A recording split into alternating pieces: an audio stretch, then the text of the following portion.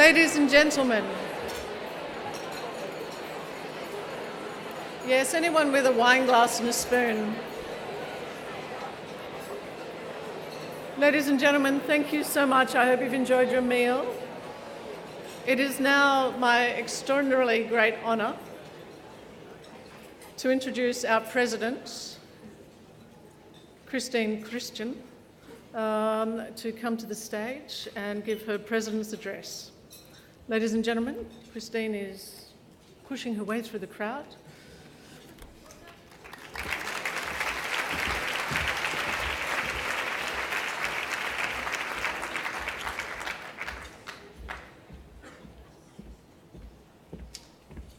Thank you, Sue.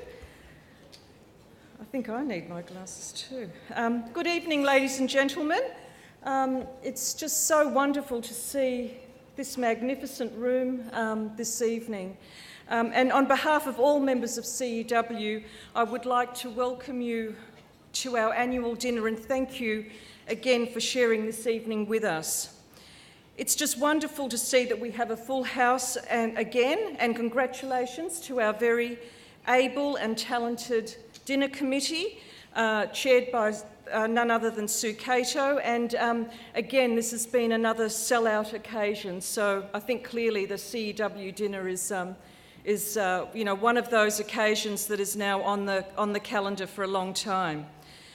Tonight is a very, very special evening for CEW, and it is our one fundraising event of the year, the one night in the year where we shamelessly ask you to support our very great cause.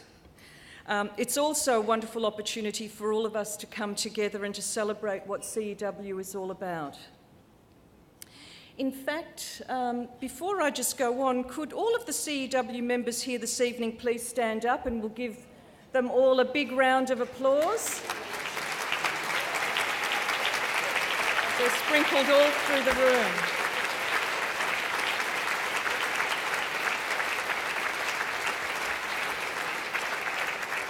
Well done and welcome. They're all very hard-working members, and it's great to see them here this evening. But as a result of your generosity this evening, we will be able to fund 19 important scholarships for women to enhance their career development. So it is an important occasion.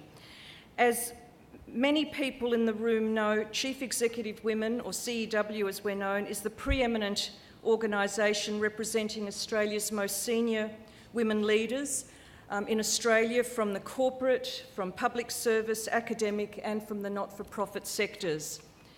CEW was founded in 1985. We were just talking about some of the early war stories on our table, and I'm delighted that we have some of our founding members here this evening, to which we owe a lot. And I know Barbara Cale is in the audience, being one of the founders, so welcome and congratulations. 1985, we've come a long way.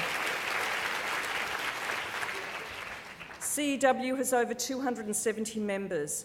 And for those of you who are still scratching your heads and trying to figure out what we're all about, because, you know, there are a number of, I've heard a number of versions of what we're all about. We're not a secret society, as some might say.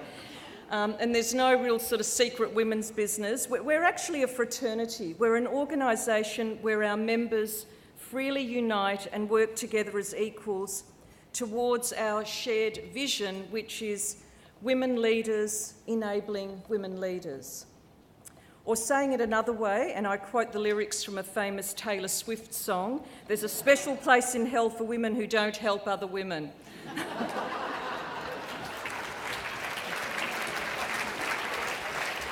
think we all know that pretty well. So in keeping with our explicit goal of mutual support, respect and vision influencing all that we do at CEW, and it really is sort of at the core of our values, we offer very innovative and truly substantive programs aimed at supporting women's participation and future leadership. And we take our mission very seriously.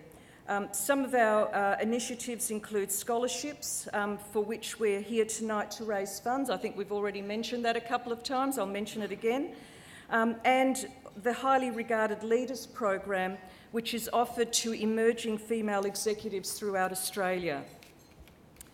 We at CEW believe that it is incumbent on us to educate and influence all levels of Australian business and government on the importance of gender balance through a range of initiatives, including the CEO Conversation, the online Gender Diversity Kit, and generally advocacy and research on topics relevant to and informing the gender debate.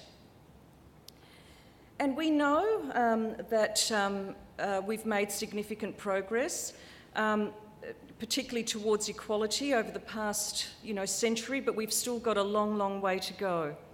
And we've got a long way to go before we achieve our vision. I mean, women still only make up 3% of the CEOs of Australia's top companies and 8% of senior executives, which, in 2013 is really quite staggeringly low, really. And there has, however, been progress over the past few years, with women increasing from 8% to 15% of positions on the ASX top 200 boards. But increasing the number of women on boards is one of our goals. However, we are increasingly, as an organisation, focused on increasing women in senior executive roles, because that's where we believe it all starts. It's about the pipeline. And how do we do this? It's not just rhetoric. I mean, we actually have we've invested in some very important and serious programs. We have a range of formal initiatives, including the CEO Leadership Program I mentioned a few moments ago, where we provide leadership training for 150 female executives in Sydney, Brisbane and Melbourne each year. We are active in thought leadership research and public advocacy, promoting the strong business case for gender parity. And we're in the second year of our CEO Conversations. And the CEO Conversation is really quite a unique program. It's a program that provides real insight, and it's designed to assist CEOs and their senior management team to further advance their gender diversity programs. One of our flagship initiatives is our scholarship program, and really that's what tonight is all about. It's to raise important funds for our scholarship program. And tonight we are delighted to announce our 2014 scholarship program to support executive education for women. In 2013, we provided 19 scholarships for women at various stages of their career, from early management to executive positions, for part-time working women and for Indigenous women. And two of our most sought-after scholarships are to Harvard and INSEAD in Singapore, to which we sent 9 women this year. And it's just been so rewarding to receive really positive feedback from scholarship winners, some of whom have cited the experience as truly career-changing in terms of their confidence and ambitions. So tonight is a very important evening. But it is now timely for me to now give a special thanks to our sponsors, as without their extraordinary generosity, our scholarship program just wouldn't exist. Firstly, I would like to acknowledge the generosity and commitment of our platinum sponsor, leading law firm King & Wood Mallesons, who you would all know has had a very big year this year, and congratulations to the organisation. And they've actually been our principal sponsor for over 6 years now, so a very, very sincere thank you. Qantas has again been amazing this year. Qantas, our official airline sponsor, has given our first 2 prizes in our raffle, the first being 2 business class return airfares from Sydney to Hong Kong, and the second being 2 business class airfares from Sydney to Singapore, as well as providing return business class airfares to Broome as part of the third prize. So hopefully everyone's bought their raffles. We'd also like to thank our remarkable gold sponsors. I know that Cato has already mentioned them, but I would like to again recognise our support to ANZ, KPMG, QBE, TAL Limited, better known as Tower Australia. Also our special thanks to our technology sponsor Telstra and our valued silver sponsors Ashurst, Audrey Page and Associates, City Australia, Commonwealth Bank, Dan Murphy's Woolworths, Deutsche Bank, Egon Zender, Macquarie Group, Metcash, National Australia Bank, Spencer Stewart, Transfield Services, Wesfarmers and Westpac. So again, thank you all very, very much. Thank you. On behalf of everybody at CEW, we do thank you. And as you can see from the programs I've outlined this evening, CEW is a very active organisation and we'll continue to enhance our programs into the coming years. We undertake a wide range of initiatives to assist women in the workforce.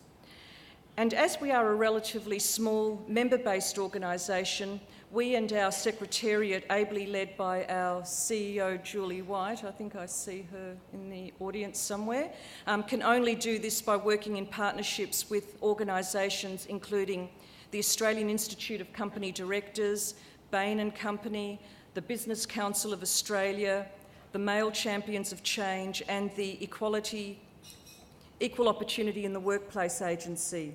We greatly value these partnerships and really CEW could not do this alone. We really do value our partners. Thank you all very much.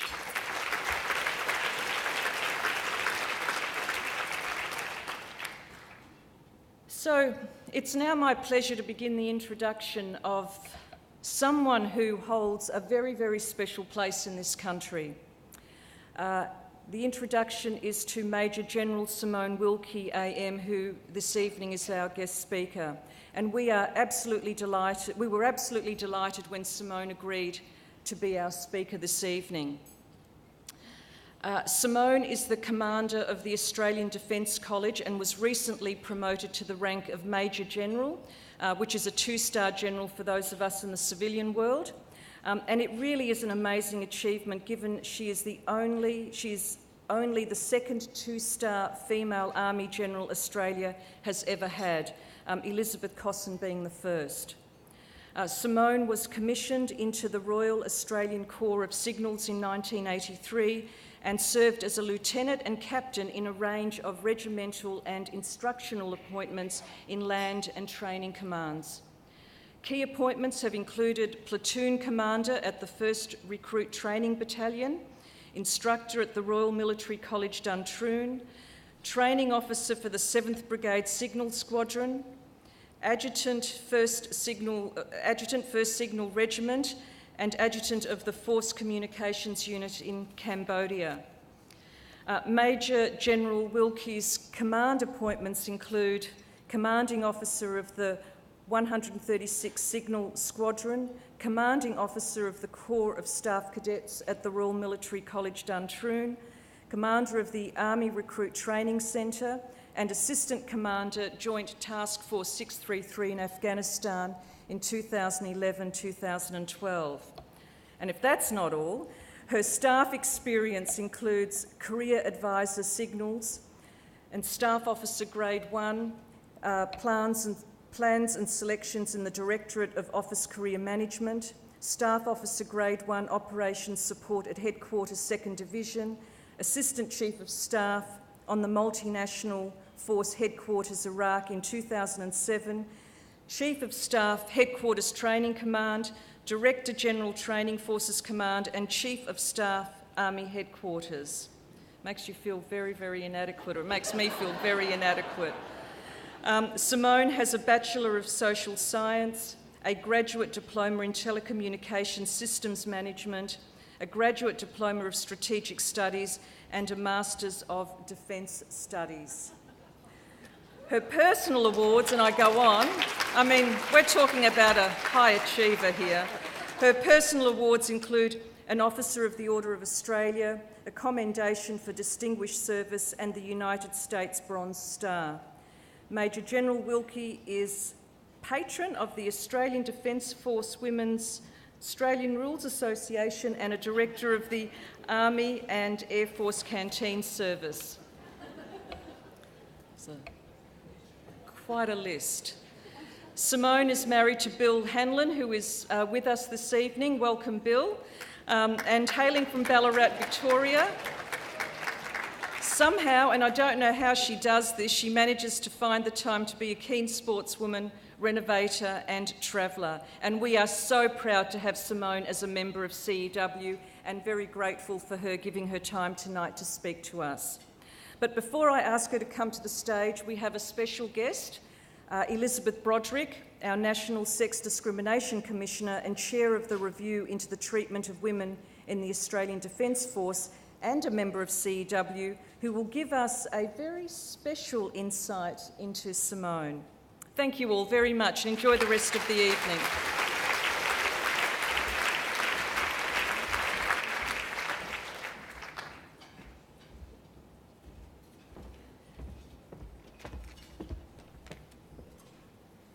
Thank you very much, Christine. And I just want to start by acknowledging that we're meeting here on traditional lands and pay my respects to elders past and present.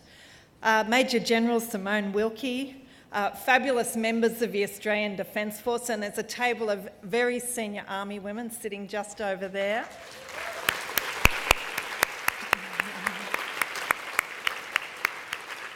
CEW members, distinguished guests, ladies and gentlemen, it is an honour indeed to introduce to you Major General Simone Wilkie tonight.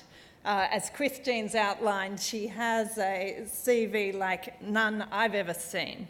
But I thought I'd just this evening recount a couple of more personal observations about Simone.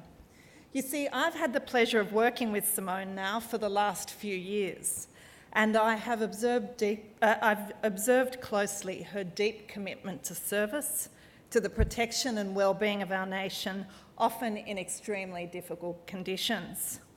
She's a woman of great talent, courage and resilience, a career soldier with a steely eye, in fact, an outstanding role model for all Australians and definitely someone you don't want to encounter on the opposite side. And she has so many firsts to her name. She was the first Director General of training for the Australian Defence Force. They're the largest registered training organisation in this country.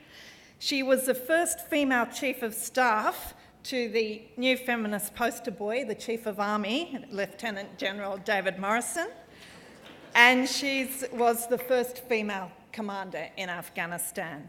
So may I tell you one story about Simone, which I really think sums up why women's leadership is so important and why Simone's emblematic of all that can be achieved. The story demonstrates a unique perspective that a female leader can bring in the most arduous of circumstances. In Simone's case, a potent mix of strength and compassion. As part of my review into the treatment of women in the Australian Defence Force, I was fortunate enough, or some might say unfortunate enough, to travel to Afghanistan to speak to many of our deployed troops. And on arriving in Kabul, I was met by Brigadier Simone Wilkie, as Simone was then. And after telling me all about her defence work and showing me around the base in Kabul, Simone said, "Now Liz, let's get down to tic-tacs. I want to tell you about the shopping." It's like, yeah, I came to Afghanistan for the shopping. But I have to say that was a woman after my own heart when she started on the shopping. But so Simone then also went on to talk about the work she was doing to engage with Afghan women, to establish safe places so that they might come together to discuss their future, what they wanted for themselves and for their children. And through Simone, Australia contributed female troops to the female engagement teams, groups of female-only troops charged with providing security for these meetings. Now, unlike others, Simone was alert to what else could be gained from my visit to Afghanistan, so she had arranged for me to meet with the Afghan Women's Rights Commissioner, a gorgeous woman called Soraya Sobarang, the woman who has my job in Afghanistan. And on the day I was to meet with Soraya in Kabul, it was Mujahideen Day, which is the most dangerous day in the Afghanistan calendar. Simone had arranged for me to travel with others in an armour-plated vehicle to meet with Soraya, but that morning the military received intelligence that it would not be safe. Now, most other reasonable, well-intentioned generals, military generals, would have just said, look, really sorry, Liz, you can't go, we tried everything, but it's just not possible. Not Simone. She was determined that I would meet with the Women's Rights Commissioner so that I might understand firsthand the issues for Afghan women. So instead of telling me it wasn't possible, she arranged for a Black Hawk to drop in right in front of me, to pick me up with my personally assigned commando team, to take me 4 streets in that direction, drop me down in the front yard of the Australian Embassy where she'd secreted in Soraya. I mean, how impressive was that?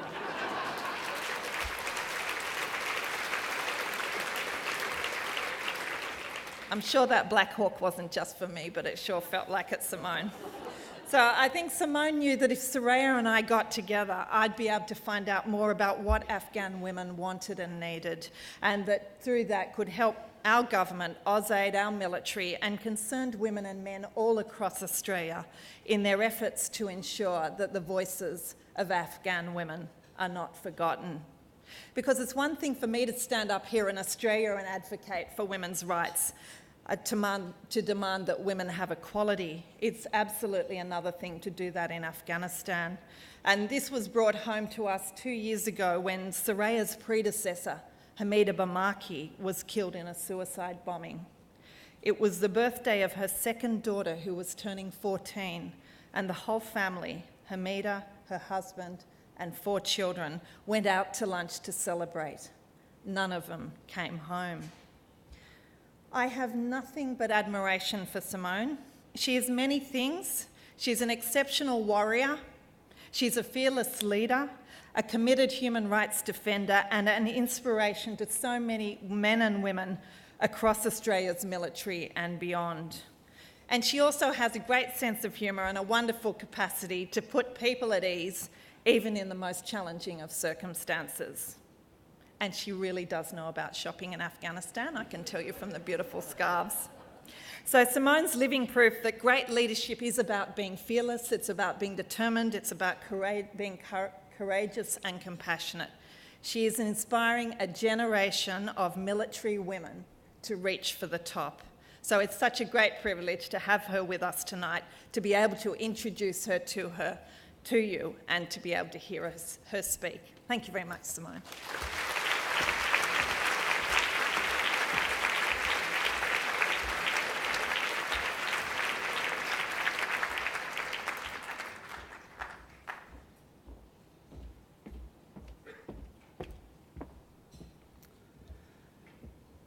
Christine and Liz, thank you very much for that very generous introduction.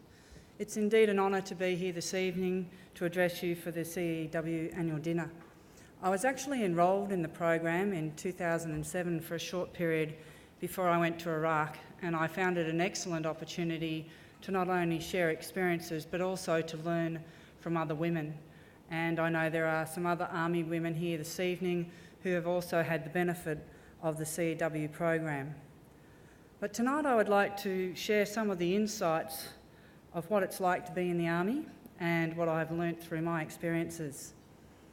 As Christine said, I joined in 1983 at the ripe old age of 18 when I thought I knew pretty well everything, and I decided that it would be a great idea to leave my phys ed degree and come and join the Army. And so I arrived in Sydney with about 30 other women with really not a great idea about what to expect in my Army training. And needless to say, it wasn't a particularly good start. And in fact, I managed to get 4 extras, so that's extra drill, where you spend a bit more time on the parade ground than everybody else, within 10 minutes of arriving. And our training used to be conducted over in Mosman, and the heinous crimes that I had done was to cross my arms, lean on the wall and chew gum. So obviously one of the issues there was that I was having a little bit of trouble fitting into the army. So after about 3 months of being in quite a bit of trouble, I decided that really what I needed to do was to go back to Ballarat and finish off my physical education degree. I didn't choose to tell my parents that this was my latest, greatest idea, but I had written back to the university and they said, yes, we'll take you back. In fact, we'll take you back next semester. So I applied to resign. Unfortunately, because I was 18, that meant that the commanding officer, who was a man, of course, in those days, decided that he would ring up my parents, and to which he described the fact that I had applied to resign.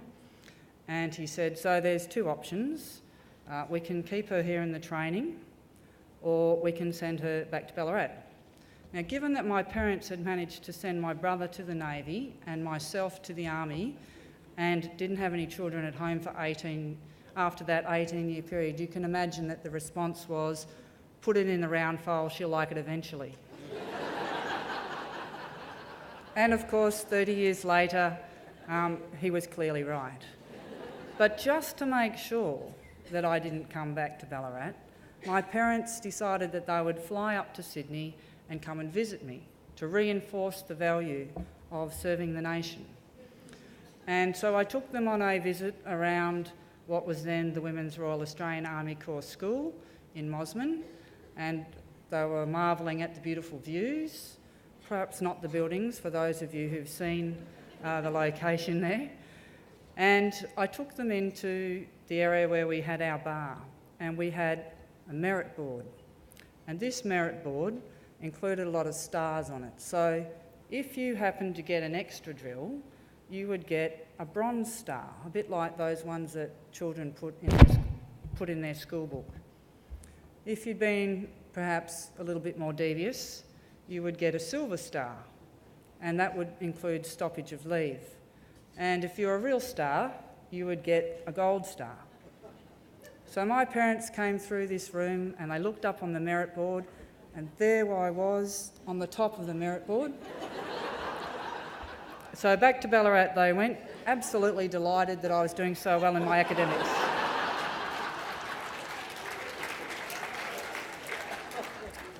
So as you can see, the army, certainly that I joined in the 80s, is quite different to the army that we have now. In fact, there were only about 6% of the population in the army in the 1980s that were women, and now that's around 10%.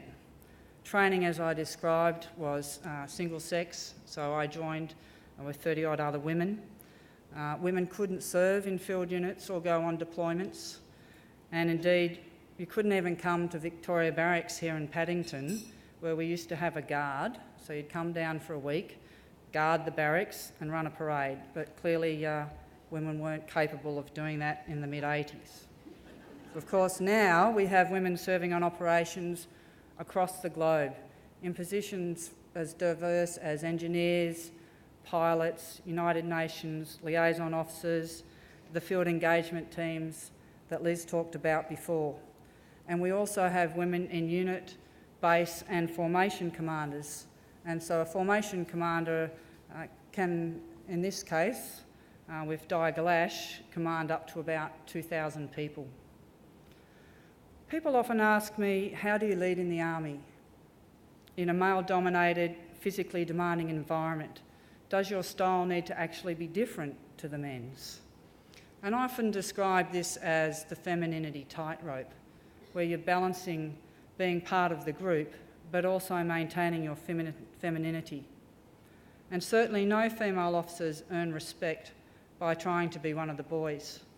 And it's unnatural to try to be a bloke, or in fact anything else that you're not.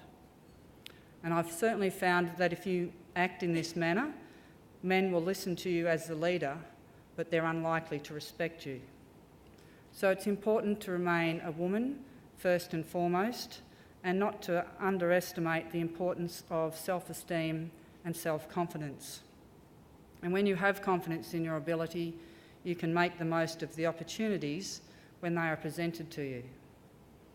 I remember one of my first bosses reinforcing to me that leadership is not a popularity contest. And I think of the words that Colin Powell's used, which ring pretty true, perhaps a little bluntly, on this subject, and that is, being responsible sometimes means that you piss people off. Now, obviously you can't keep everyone happy, and trying to can lead to risk aversion, avoiding the tough decisions, and a less productive team. Respect is a much more durable asset than popularity. Leaders who crave being liked generally fail in their mission and in being liked. And there is no substitute for professional competence, which in the Army includes fitness and high personal standards. Especially for women, you may not be the hardest in your team, but you must put in your best effort and show that you are prepared to meet the standards that you set others. And you also need to learn to adapt to the circumstances and adjust your approach accordingly. The first time that I deployed was 20 years ago as part of the Australian and New Zealand unit that was tasked to provide communications for the United Nations in Cambodia. This was a completely foreign work environment and culture to what I was used to, and we were operating with lots of other countries, including a number that did not employ women in their armies and did not respect those who served in armies like my own. This meant that I had to learn to do things differently. As Christine described, my role was the adjutant, and Christine, well done on trying to pronounce all those ridiculous terms and appointments that we have in the Army. The adjutant is really the right-hand person to the commander, and we had people dispersed across all of the country, and we regularly crisscrossed by helicopter and rode, where possible, to visit the soldiers that we had deployed. And I remember flying one day along the Vietnamese border in a Russian helicopter, flown by a Russian pilot who seemed to like UDL cans. And as I was looking out down onto the jungle and the farming land, and I noted that there were a lot of small dams in this part of Cambodia.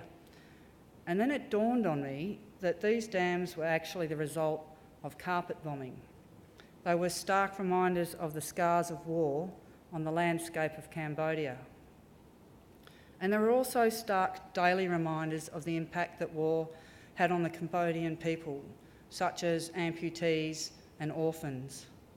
And one of my most vivid memories is of an old woman who acted as a guide for my group once at Tuol Sleng. For those of you who've been to Cambodia, that's in Phnom Penh, and it's where they used to torture people. And I had actually been there numerous times before, but never understood the true impact until this lady told me her story and how her family had been decimated by the Khmer Rouge, some of whom had been tortured at Tuol Sleng and then later killed. And now she was eking out an existence without her family, relying on the gruesome tourist trade for her livelihood.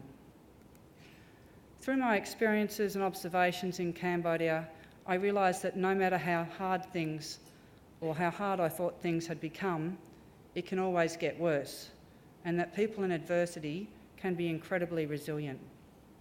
I started to understand my own resilience, and that to achieve results, you need to build resilience in all of your own teams. As you can imagine, teamwork and trust are two of the fundamental things for any effective team in the Army, in fact, in anywhere in the Australian Defence Force. Trust is personal, and while it is earned slowly, it can certainly be lost quickly. I have learnt that you need to be genuine and honest. Soldiers can sniff out lies from 100 paces. You must be honest, and you need to expect it in return. Truth should not be taken as a personal insult, and I believe that it is important to recognise people for being forthright. Now, of course, I would say that because I'm a redhead and we're inclined to say what we think. And indeed, my mother has spent all of my life encouraging me to think a little bit more before I engaged my tongue. If you want soldiers' trust, you also need to make it known that you want people's opinions, not what they think you want to hear. And perhaps one of the differences between the Army and other professions, or many other professions, is that when you're on operations, You are trusting other people with your life. So you certainly don't want yes men, as they can be incredibly dangerous. General David Petraeus was one of the most inspiring leaders I've worked with, notwithstanding his latest or later indiscretions. He was very strong on the importance of speaking the truth to power. He was also an expert on reinforcing his key messages and empowering those he commanded to make decisions.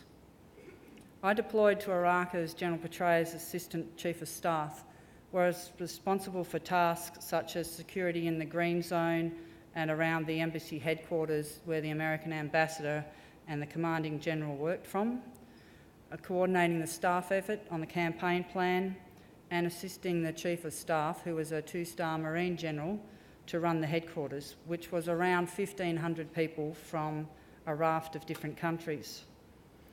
It was a fascinating job in the centre of what I would describe as a complex, multinational organisation under very stressful conditions.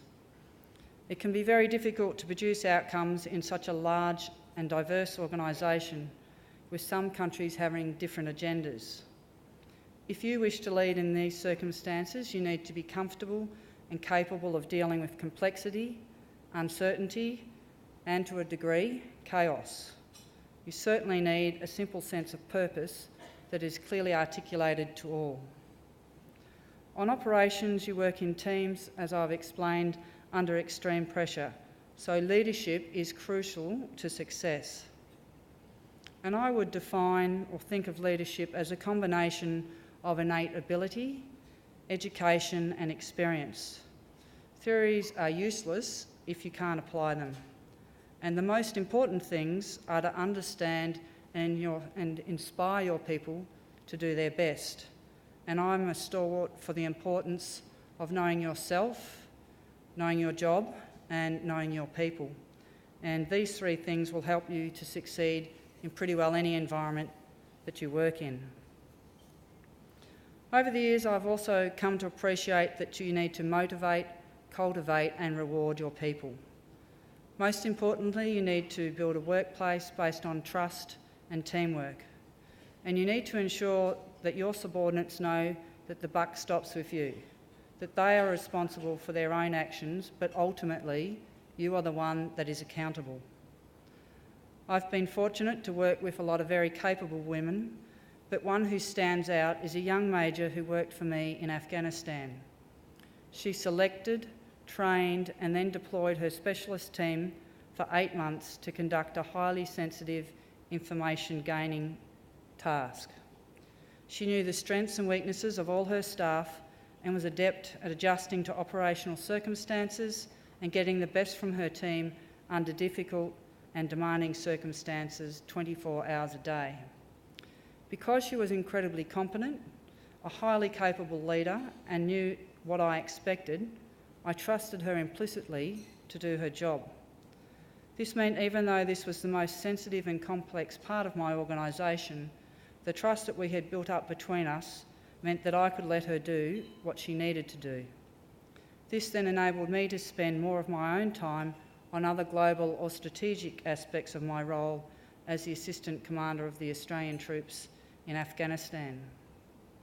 Now, I saw this young lady and leader last week, about a year after I returned from Afghanistan, and I'm pleased to say that she's now married and pregnant and loving life.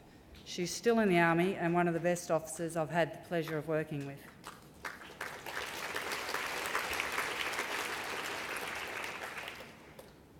I'm certainly very proud to be a member of the Army and count myself as fortunate to have been able to serve for 30 years in an organisation that now provides the opportunity for Australians to serve their nation in whatever role they are capable of, regardless of their gender.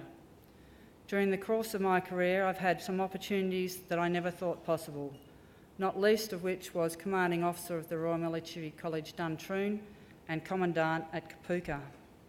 I have trained and commanded some amazing young Australians, and each of these roles has affirmed my confidence in not just the future of the institution of the Australian Army, but as part of the wider nation, the future of our society. In particular, I have worked with quite incredible young women who are smart, committed, tough and resilient, and just starting out their lives and careers. I'm sure that these young ladies will achieve great things in the years and decades ahead. I'm also grateful for the opportunities the Army has provided me, including deploying to overseas countries that are far less secure than our own, and contributing to the efforts to make those countries a safer environment for people to live, a place where women can prosper equally and not have to focus primarily on their survival.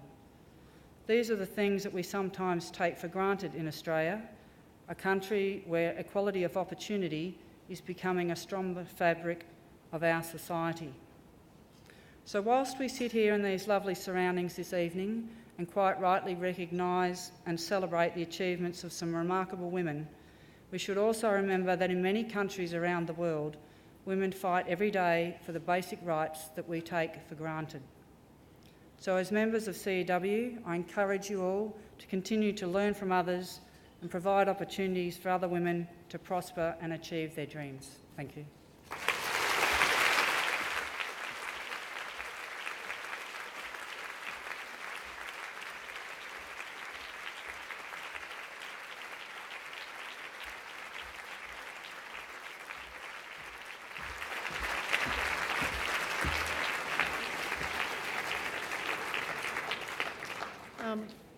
Wow.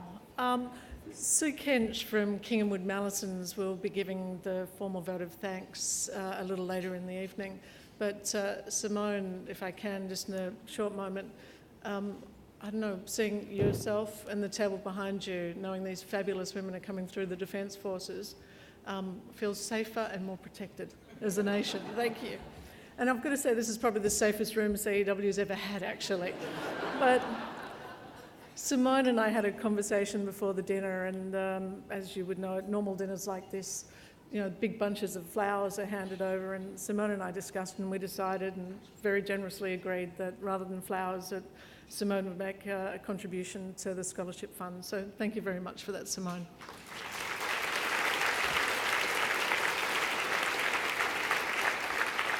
Now, next up is desserts and more raffle ticket buying. Are there any tables who haven't met our charming and... Whoa, okay. Okay, so raffle ticket sellers. Well, guys, enjoy your dessert and drink lots of wine, and I'm going to give you some extra time to buy those raffle tickets. We'll be back shortly. Goodbye.